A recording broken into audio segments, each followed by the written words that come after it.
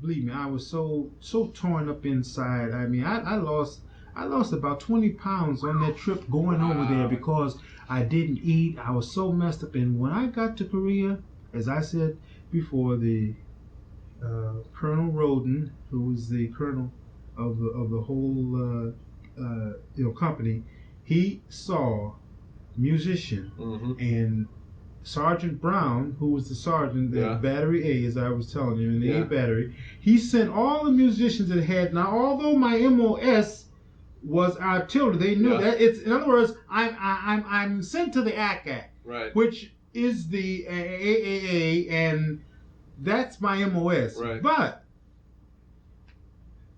I still have on my records down there, I'm a musician and had, it also has appeared in the service club. I guess whoever the company commander in Fort Dix, they put that there. He was the leader of the drill team. So what he did, he sent me to Sergeant Brown, who had told Colonel Roden, look, this was the new recruits coming in. See, in fact, that was right during the time that the segregation had ended in the army. In other words, it was during the time. In other words, there was they were cutting out the all black outfits and all white outfits. They still had that even in the Korean War? They had. It was. You know what? This was the. In other words, sure. Well, no, they didn't have it. It was like.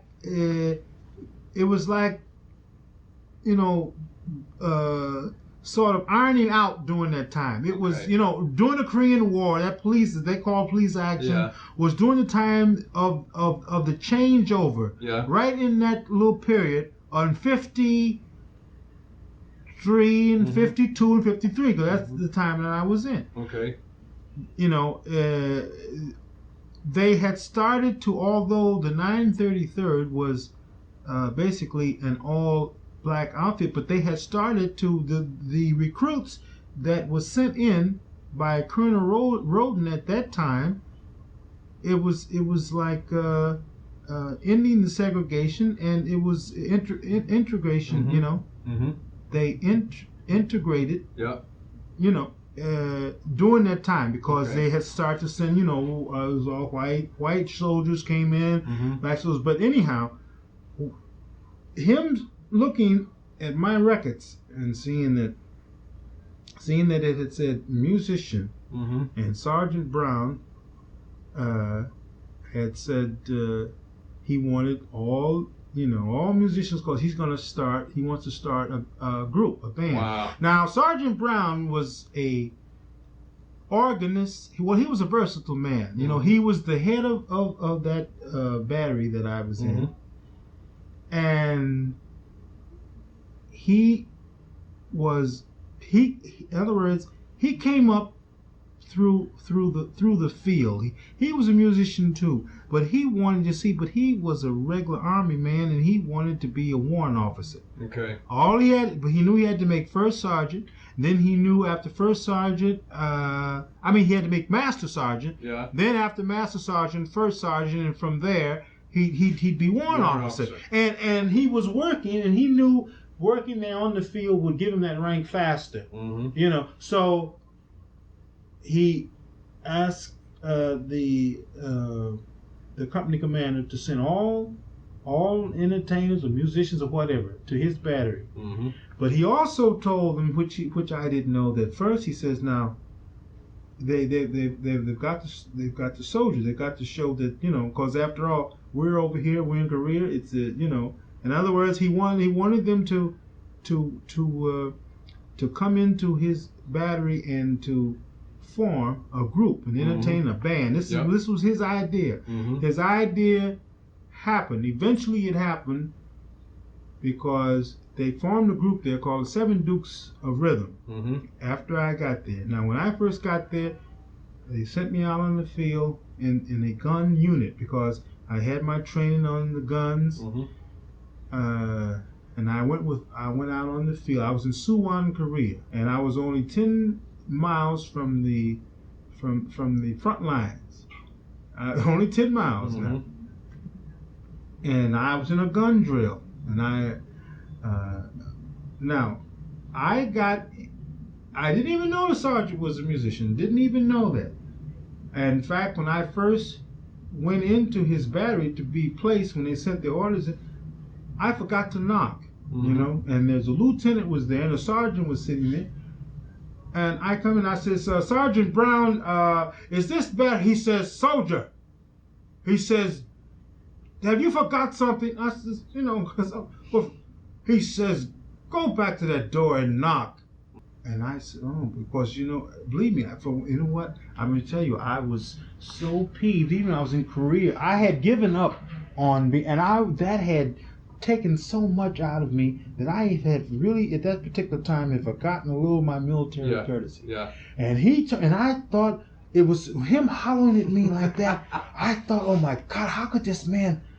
I'm so down, you know, in the dumps about. In other words, a personal thing, but he don't know that. Yeah. He's there, and he's got to show that he can, you know, can lead the battle. We're over there, and that's combat area. We're right there.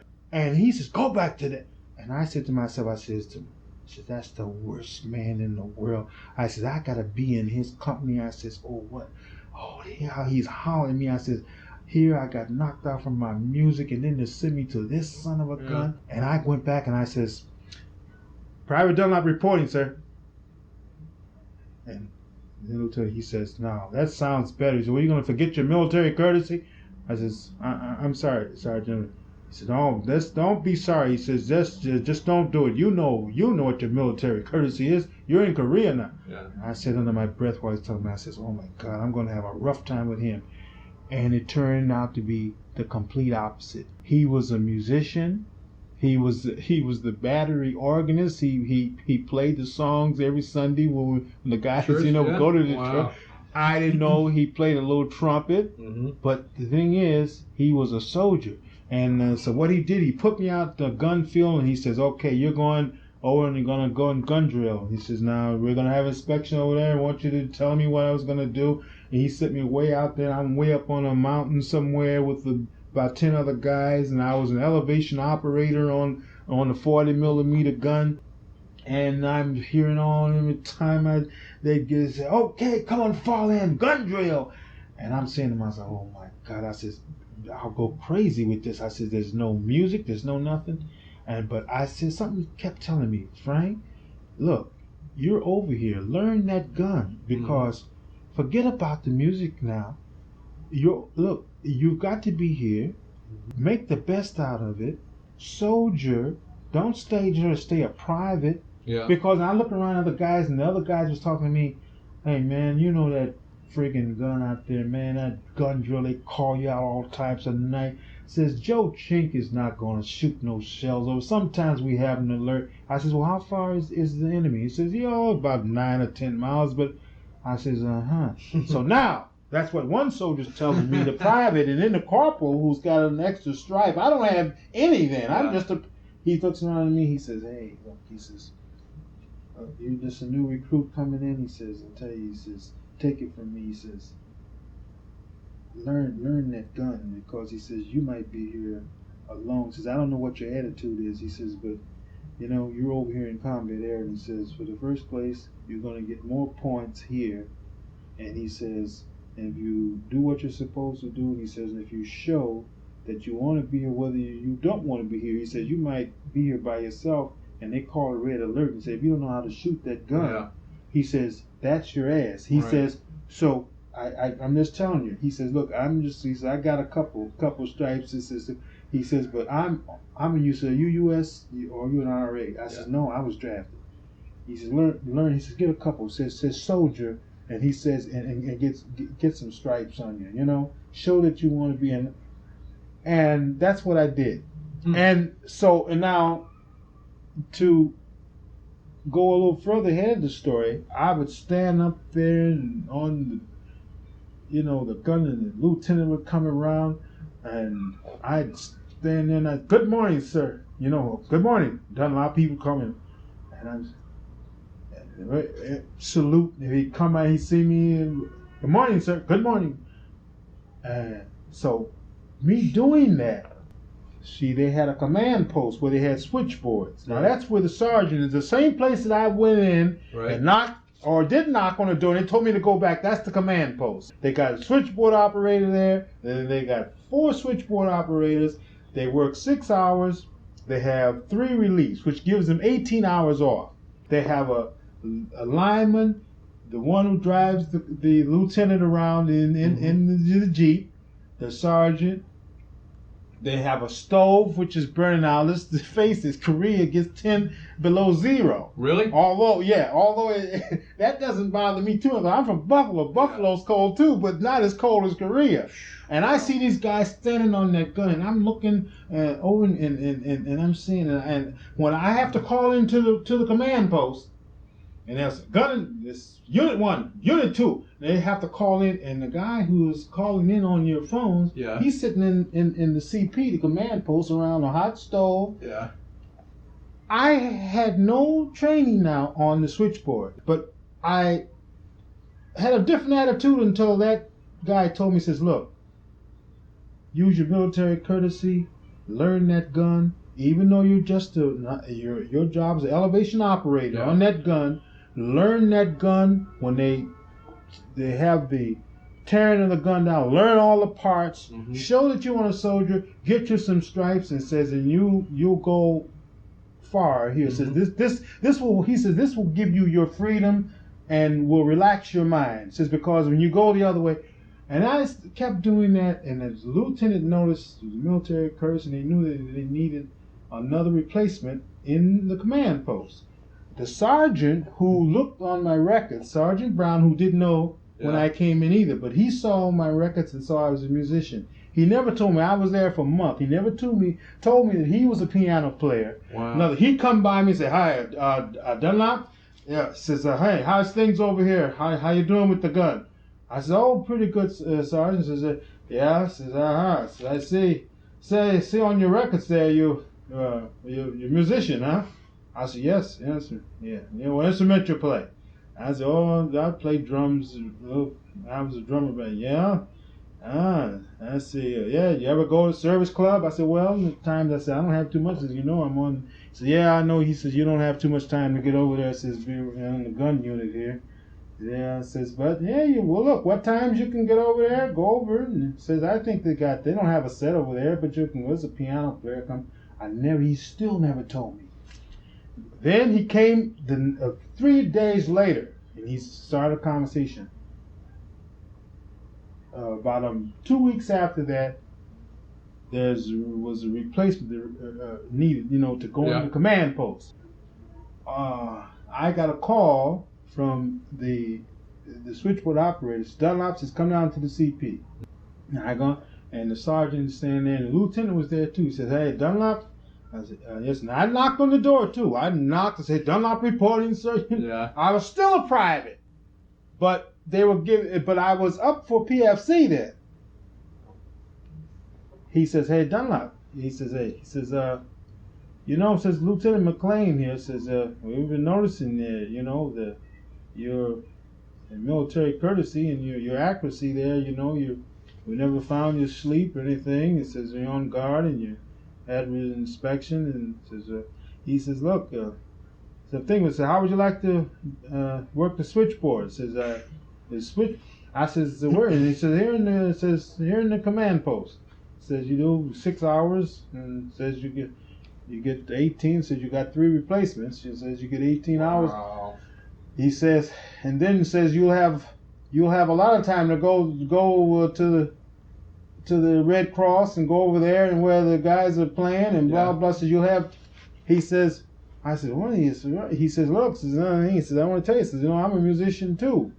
And he told me all of this. He says, I saw your records. And he told me that he's trying to get a band. And he says, but first, he says, I want also. He says, because after all, he says, I can't have my reputation ruined. He says, I've been here. He says, look, he says, you're a U.S. He says, I'm RA. Right. He says, I'm a career man.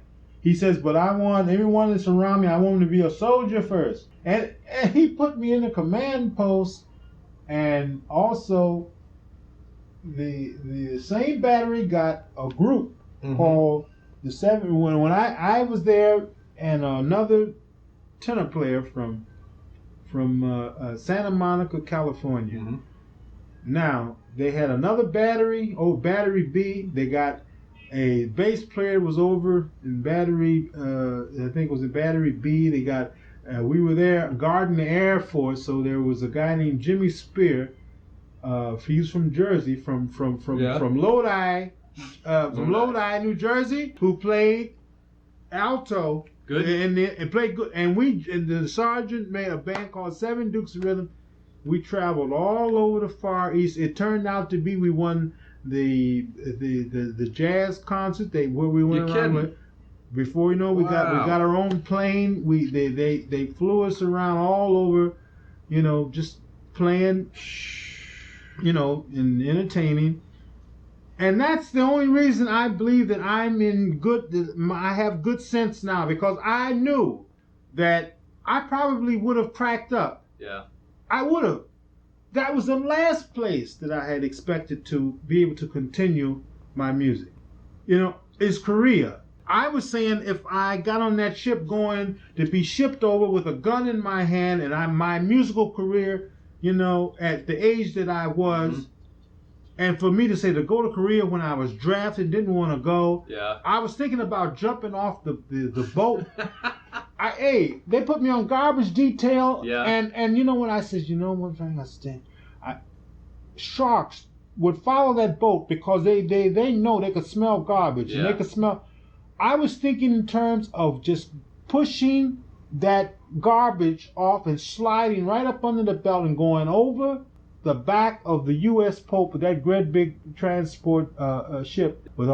That's how deep, in the dumps my mind was about me going, shipping me over to a country that I'd never knew of, never even studied. As far as I'm concerned, it was on the map, taking me away from my music.